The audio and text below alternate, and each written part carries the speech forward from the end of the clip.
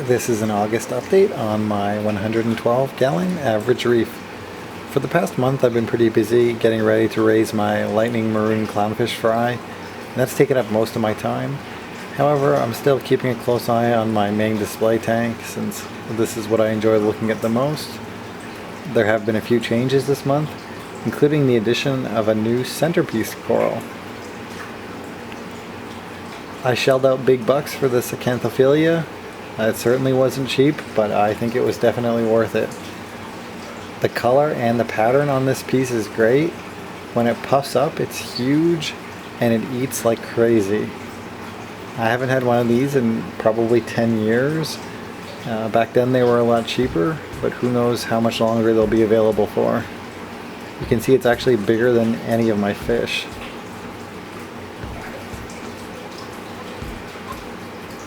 The base of the skeleton is kind of cone-shaped, so I'm resting it on this PVC piece. It's only visible when it shrinks down, so I don't mind having it like this. It's much safer than cutting it.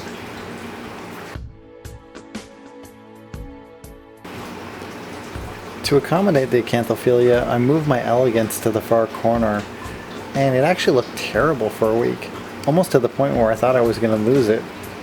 But obviously that's worked out well now, and it's puffed up more than it ever did in the previous location. It gets a little bit less light and a little bit less flow, but it seems to be happy here, at least until that pectinia on the left can finally sting it. Otherwise, most of the corals are doing well. I did lose a couple of frags, as in they fell off the rockwork and are lost. I'm probably going to stop adding little pieces because if they do fall, I just can't reach them anymore. The one exception is this really bright, short polyped Goniopora. I got this as a tiny speck, and it's finally grown to the point where it's mostly covering the tile. So I've really securely glued it to the rockwork here. It is of course dwarfed by this larger Goniopora. But this piece too started as a frag roughly the same size as the short polyped one.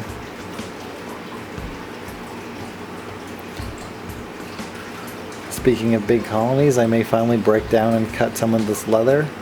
It's really stinging the edges of the Gorgonian, and it's shading out everything below it too. I love that it's a giant piece, but it doesn't have any room to grow anymore, which is sad. Speaking of sad, these toadstools just continue to split. I have literally dozens of frags of them. It's in an awkward spot to film, but the rainbow chalice is really starting to grow too. You can see it's encrusting over the large tile.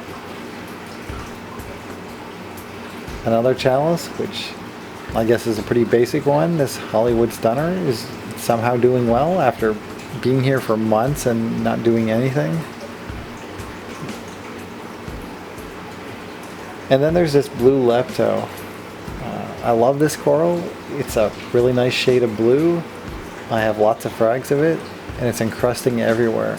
I'm gonna have to stop it from growing up the glass, but otherwise I'm just gonna let it cover as much of the bottom as it can. It's getting in between all these little nooks and crannies here, as well as continuing to encrust up that Kenya tree. I just don't need to frag it because I still have frags of it in my frag tank. Otherwise things are looking pretty good, other than the few minor pieces I lost. I am starting to come to terms that I can't really add much else. Although I've said that before and somehow I've still managed to get new corals in. So we'll see what the future holds.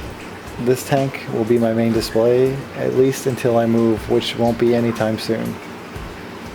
Thanks for watching, and happy reefing.